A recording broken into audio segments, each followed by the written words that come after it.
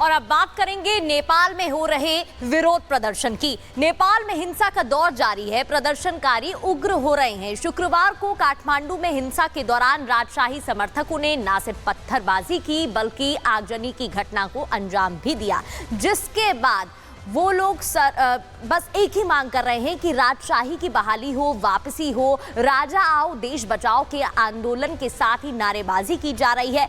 इस दौरान वहां पर क्या कुछ हालात हैं, क्षेत्र में कर्फ्यू तक लागू किया गया था, अब वहां पर किस तरीके की तस्वीरें सामने आ रही हैं, आपको इस रिपोर्ट में दिखाते हैं।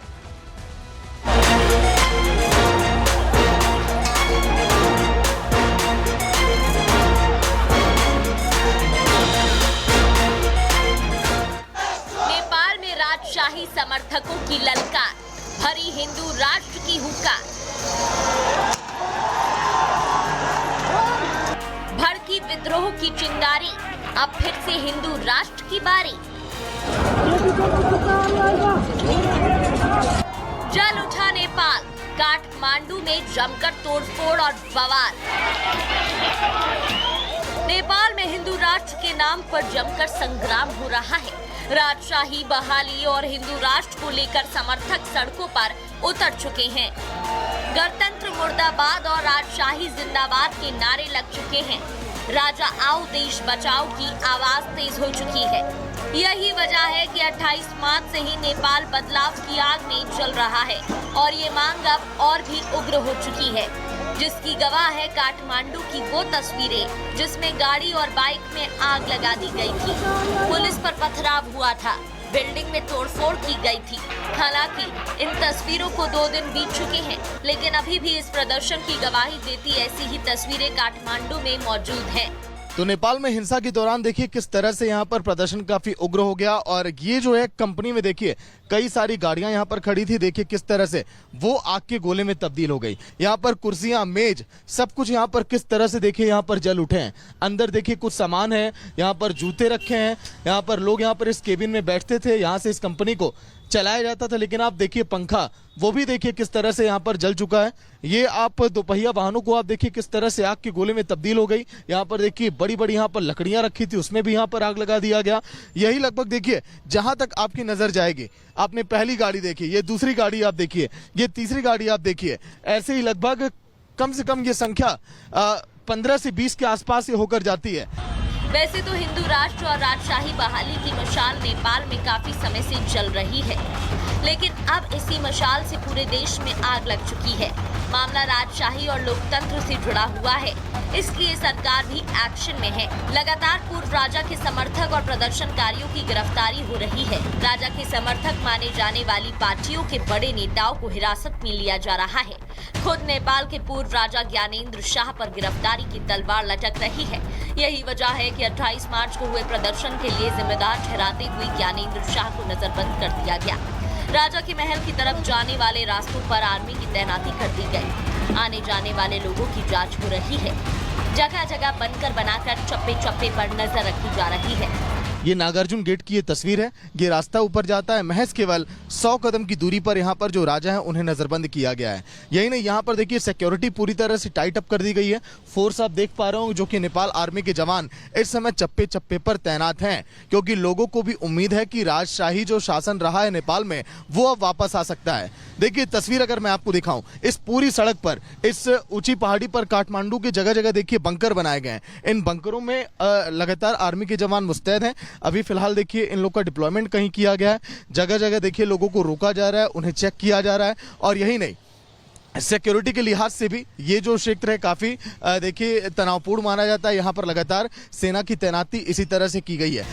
इतना ही नहीं, प्रदर्शन के दौरान हुई तोड़फोड़ और आगजनी से हुए नुकसान के लिए भी काठमांडू महानगर ने पूर्व राजा ज्ञानेंद्र शाह को नोटिस भेजा है और 7,93,000 रुपए की भरपाई के आदेश दिए। लेकिन सवाल है कि आखिर लोगों ने सड़कों पर उतरकर इतना उग्र प्रदर्शन किया क्यों लोग हिंदू राष्ट्र और राजशाही बहाली की मांग कर रहे हैं। दरअसल नेपाल में बहुदलीय लोकतंत्र लागू होने से राजनीतिक अस्थिरता बढ़ी है। राजशाही खत्म होने के बाद 18 सालों में 13 सरकारें बनी हैं। लोगों का आरोप है कि राजनीतिक पार्टियां भ्रष्टाचार में डूबी हुई हैं।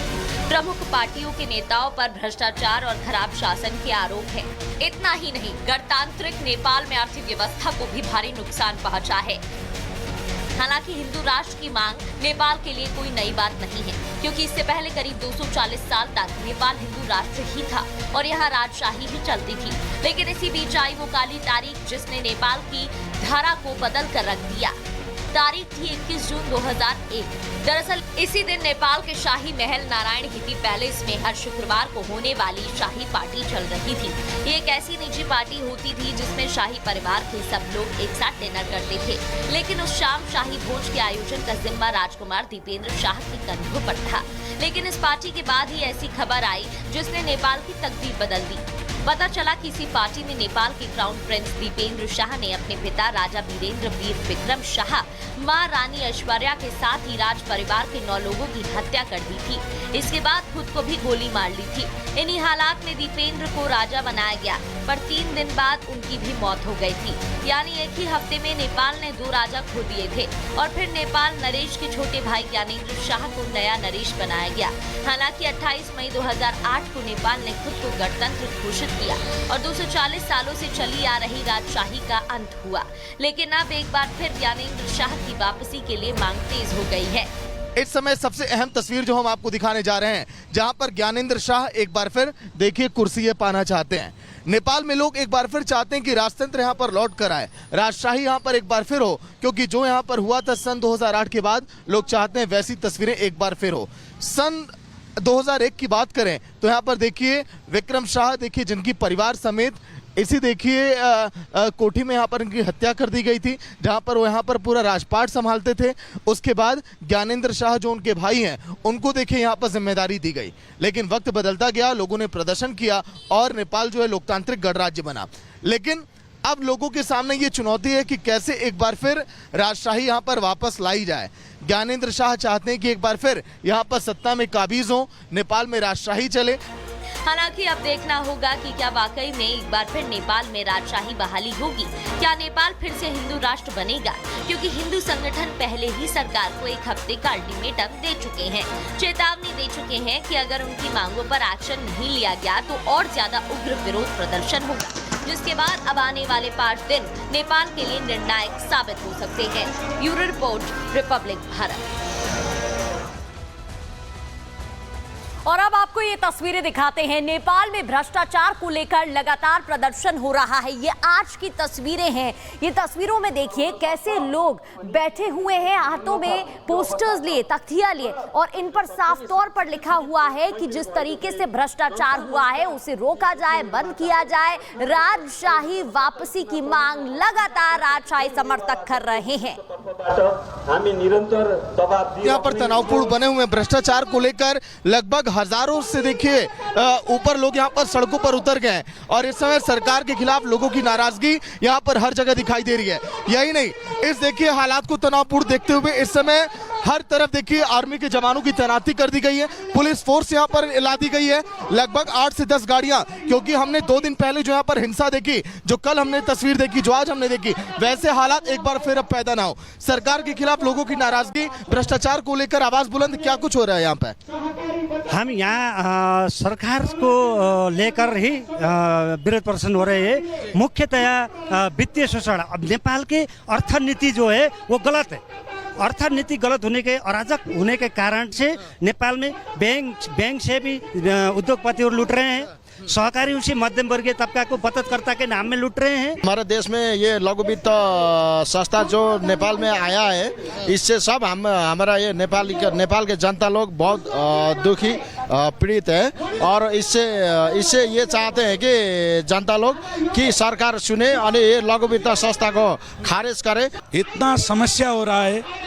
अभी छिमेकी राष्ट्र भारत में अमित शाह ने भी सहारा सहकारी का समस्या समाधान करने के लिए आगे बढ़ा, समाधान कर रहा है। यहाँ पे हमने पटक सरकार से कहा कि यहाँ भी भारत के सरकार ने जैसे समाधान किया उस तरीके से समाधान करो, अगर आइडिया नहीं है तो उस तरीके से करो।